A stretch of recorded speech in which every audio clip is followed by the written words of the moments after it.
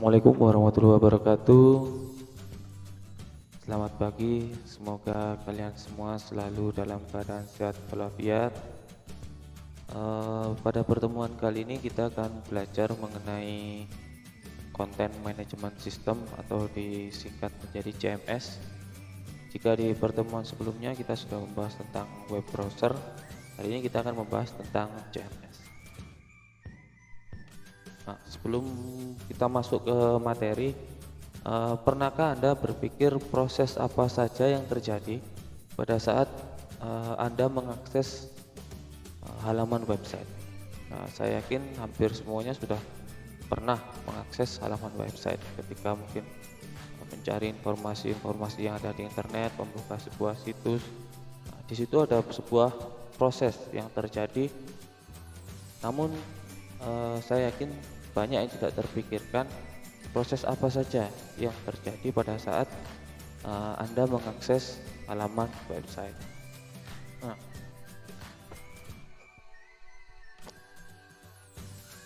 tahukah Anda halaman website? Jadi halaman website itu merupakan terdiri dari file-file yang berisi kode-kode yang sering kita sebut dengan source code.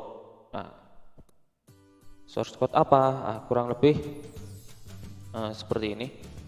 Jadi kita akan bahas mengenai cara kerja ketika Anda mengakses sebuah halaman website. Jadi di layar ini sudah kita tampilkan skemanya. Jadi di awal ini adalah komputer atau perangkat komputer yang Anda gunakan atau bisa smartphone. Ketika Anda mengakses halaman website, misalkan Anda mengakses e-learning madrasah misalkan atau google.com, perangkat Anda kan menuju ke internet, mengirimkan ke internet. Setelah itu dari internet dia akan menghubungi server di mana halaman website tersebut berada. Nah, di dalam server dia ada web server dan juga database. Nah, di dalam server ini halaman website tersebut terdiri dari file-file yang berisi coding. Contoh kurang lebih seperti ini. Misalkan Anda mengakses e-learning madrasah belajar. Nah, ini adalah e-learning madrasah yang sering kita gunakan untuk proses pembelajaran selama daring di MTS Negeri Malang. Nah, tampilannya kan seperti ini, tapi pada dasarnya sebuah halaman website dia terdiri dari file-file yang berisi kode-kode. Contoh kita lihat file kode-kodenya. Nah, jadi ketika tampilan sebuah website halaman e-learning madrasah tampilan seperti ini, pada dasarnya dia terdiri dari kode-kode program atau elemen-elemen HTML yang kurang lebih tampilannya seperti ini. Ini adalah tampilan kode-kode program bahasa pemrograman dan juga sintak-sintak HTML. Nah, setelah itu file-file tersebut dia dikembalikan oleh server melalui jaringan internet untuk ditampilkan ke komputer atau perangkat HP Anda untuk ditampilkan halaman login e-learning madrasah. Nah, itu juga berlaku ketika Anda mengakses halaman website yang lain. Nah, itu sebagai pengantar mengenai cara kerja ketika Anda mengakses sebuah halaman website. Nah, pada garis besar materi ini kita akan membahas tentang pengertian CMS, apa itu CMS ya, terus jenis-jenis CMS dan juga kelebihan dan kekurangan CMS. Kita mulai. Apa itu CMS? CMS adalah Content Management System ya, adalah sebuah perangkat lunak, jadi perangkat lunak atau software ya, atau sistem yang digunakan untuk mengatur konten pada situs web. Ya, jadi dia digunakan hanya sebatas untuk mengatur konten pada situs web. CMS digunakan untuk membuat, mengelola, dan memodifikasi halaman web. Dan web apa saja yang bisa dibuat? Jadi misalkan company profile, misalkan website sekolah, website lembaga, website perusahaan, itu namanya company profile. Atau e-commerce, itu jual beli online ya, blog forum, dan juga learning management system seperti misalkan e-learning madrasah dan lain-lain. Nah, di sini secara lebih mudahnya ketika Anda membuat sebuah website, di mana tadi sudah kita jelaskan secara sekilas mengenai bahwa website terdiri dari file-file coding atau sintak-sintak HTML, maka dengan CMS kita tidak perlu belajar mengenai sedetail itu, tapi kita sudah bisa untuk membangun sebuah halaman website. Nah, kurang lebih sekilasnya seperti itu. Nah, kita bahas selanjutnya. Nah, ini ada banyak bahasa pemrograman yang dapat digunakan untuk membangun sebuah website. Nah, tadi di awal sudah saya jelaskan bahwa website itu terdiri dari perintah-perintah yang digunakan menggunakan bahasa pemrograman. Yang familiar mungkin bahasa pemrograman PHP, atau mungkin bisa pakai HTML, pakai Python. Yang membutuhkan mungkin web server, bisa pakai Apache, bisa pakai macam-macam. Nah, ini adalah bahasa-bahasa pemrograman yang digunakan untuk membangun sebuah website. Nah, di awal sudah saya jelaskan bahwa website dibangun menggunakan bahasa-bahasa pemrograman. Namun dengan CMS kita bisa membangun sebuah website walaupun kita tidak mempelajari secara detail mengenai sintak-sintak yang ada pada bahasa pemrograman tersebut. Nah, ini adalah jenis-jenis CMS. Jenis-jenis CMS, nah ini CMS yang digunakan untuk company profile atau personal website. Contohnya misalkan ada Joomla. Jadi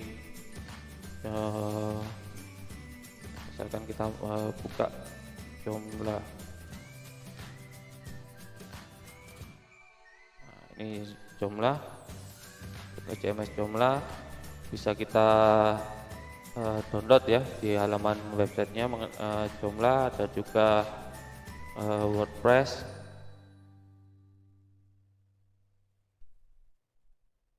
Nah, ini ada WordPress, bisa kita buka di halaman. Nah, ini adalah tampilan website. Anda bisa membuat dengan online atau offline menggunakan WordPress.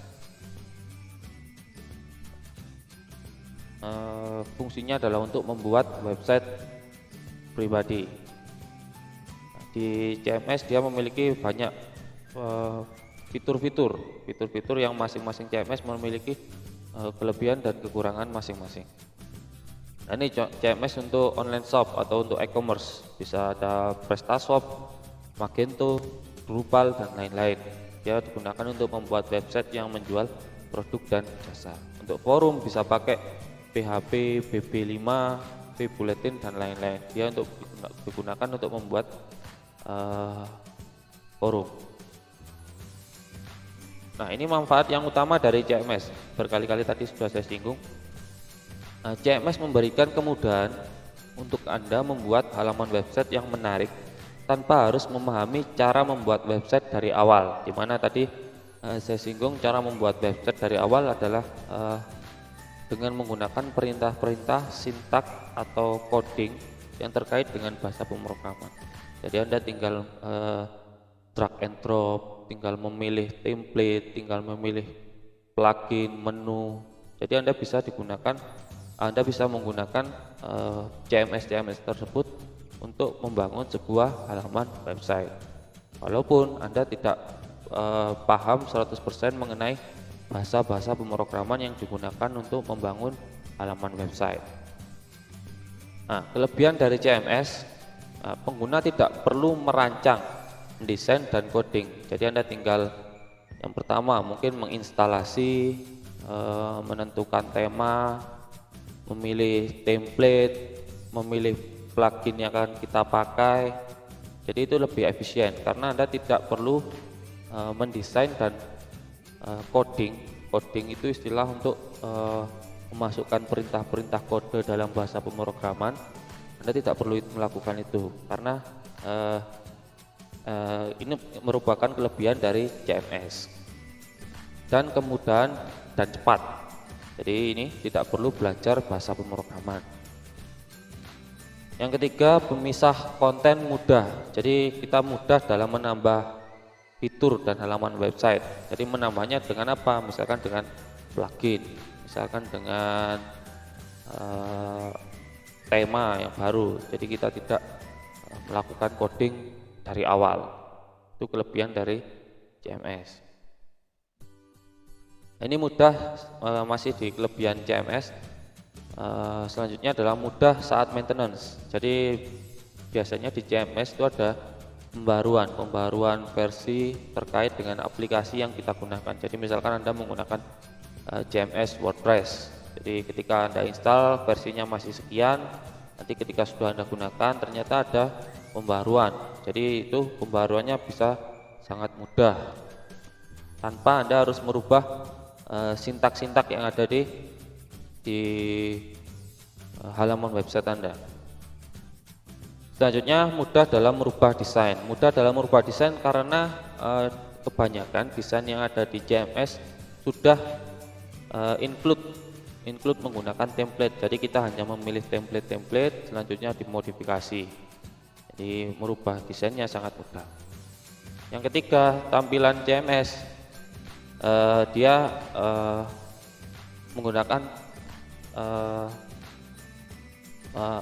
menggunakan template-template yang sudah dapat kita pilih, kita download. Nah, selanjutnya ini adalah open source. Artinya open source dia bebas digunakan tanpa harus membeli, atau bahasa sederhananya dia gratis. Nah, kekurangannya karena keterbatasan fitur. Banyak fitur beragam yang ada di CMS, namun tidak semua fitur tersebut dibutuhkan oleh pengguna. Sedangkan fitur-fitur yang digunakan yang tersedia yang kita inginkan, namun